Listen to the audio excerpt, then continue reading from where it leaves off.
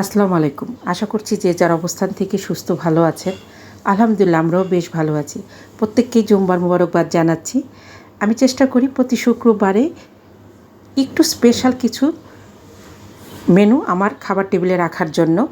তো আমন্ত্রণ জানাচ্ছি দিলরুবার হেসেলের সাথে থেকে আজকের দুপুরের মেনুতে প্রায় বিলুপ্ত হয়ে যাওয়া একটি রেসিপি আমি আমার পরিবারের জন্য করেছিলাম, সেটা আপনাদের সঙ্গে শেয়ার করব সাথে থেকে দেখার জন্য। আর দেখার শুরুতে অবশ্যই একটা লাইক দিয়ে দিবেন, লাইক দিতে ভুলবেন না। এই রেসিপিটার জন্য আমি এখানে হাফ কিলো বেগুন নিয়েছি। এই রেসিপিটার নাম বেগুন খাসি। এটা আমার নানি বলতেন বেগুন খাসি। খুব টেস্ট হয় এটা, খিচুড়িতে খেতে ভীষণ ভালো লাগে, গরম ভাতের সাথেও ভালো লাগে। আমি বেগুনটাকে প্রথমে আড়াআড়ি তারপরে আবার তেস্তা করে কেটে নিয়েছি এবং ভালো করে পোকাটা চেক করে নিচ্ছি। এভাবে কাটার পরে এটা লবণ পানি দিয়ে প্রায় আধা ঘন্টার মতো আমি ভিজিয়ে রেখেছিলাম। সামান্য লবণ এবং একটু হলুদ দিয়ে এটা আমি তেলে ভেজে নেব। প্রায় ভাজতে ভাজতে এটাকে আমি সেদ্ধ করার মতো করে ফেলবো। বেগুনটা যেহেতু একটু মোটা মোটা, তো এটাকে ঢেকে ঢেকে ভেজে নিতে হবে। এই বেগুনটার সাথে আমি কিছু কুমড়ার বড়ি ব্যবহার করব। এটা বড়ি ছাড়াও খেতে ভাল লাগে, তো আমার ঘরে বড়ি ছিল যার জন্য আমি এখানে বড়ি ব্যবহার করলাম। আমি একটু তেল দিয়ে বড়িগুলো ভেজে নেব। বড়িগুলো একদম পুড়ে ফেলবো না, জাস্ট বড়ির কালারটা চেঞ্জ হয়ে যাবে সেই মুহূর্তে আমি বড়িগুলো নামিয়ে নেব। এই রেসিপিটা এখন দেখাই যায় না বললে চলে। আমি একটা কড়াইতে তেল দিয়ে দুটো শুকনা মরিচ, তেজপাতা, 4টা লবঙ্গ, 2টো এলাচ এবং শুকনা মরিচ দিয়ে ফোড়ন দিয়ে নিলাম। কিছু পেঁয়াজ এবং রসুন দিয়ে এটাকে লাল লাল করে ভাজবো না। যখন পেঁয়াজের কালারটা একটু চেঞ্জ হয়ে যাবে তখন 1.5 চা চামচের মতো আমি এখানে আদা রসুন বাটা, আধা চা চামচ হলুদের গুঁড়া, আধা চা চামচ মরিচের গুঁড়া, আধা চা চামচ ধনিয়ার গুঁড়া এবং 1 চা চামচ আমি এখানে জিরা বাটা দিয়েছি। ঝালটা আপনারা আপনাদের পছন্দ অনুযায়ী দিবেন। আমি এখানে লবণটাও আগেই দিয়ে নেব, কারণ আমার বেগুনটা সেদ্ধ হয়ে গেছে আর বড়িটা হতে সময় লাগে না। আমি একটা টমেটো কেটে রাখা ফ্রোজেন টমেটো দিয়ে দিলাম। মশলাটা খুব ভালো করে কষিয়ে নিয়েছি, 2বার পানি দিয়ে কষিয়ে নিয়েছি। তারপরে আমি বেগুনটা দিয়ে একটু নেড়ে চেড়ে সাথে সাথে বড়িগুলো দিয়ে দিব। আমার বেগুনগুলো কিন্তু একদম সেদ্ধ হয়ে গেছে।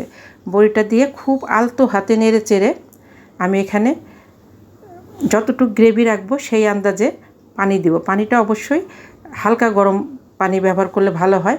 এখানে আমি দই ব্যবহার করব, কিন্তু মিষ্টি দই ব্যবহার করব। আমি খাবার দাবারে সাধারণত টক দইয়ের থেকে মিষ্টি দইটা ব্যবহার করতে বেশি পছন্দ করি। মিষ্টি দই ব্যবহার করলে চিনিটা ব্যবহার করতে হয় না।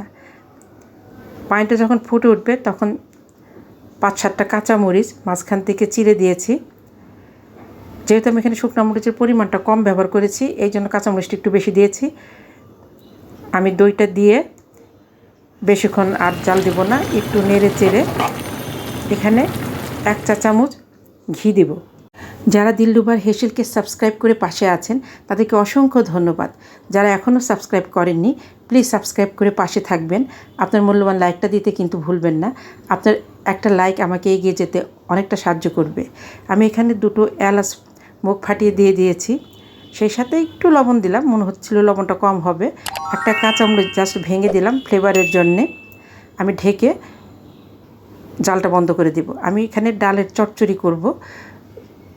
কিছু কাঁচামরিচ, 2টো পেঁয়াজ, একটা রসুন, এখানে আমি 250 গ্রামের মতো ডাল নিয়েছি, আধা চা চামচ হলুদের গুঁড়া, 1 চা চামচ উঁচু উঁচু লবণ এবং 1 চা চামচ না, এটা 1.5 চা চামচের মতো আমি আদা রসুন বাটা, সেই সাথে আমি 3-4 চামচের মতো তেল দিয়ে এটা খুব ভালোভাবে হাত দিয়ে চটকিয়ে মেখে নেব।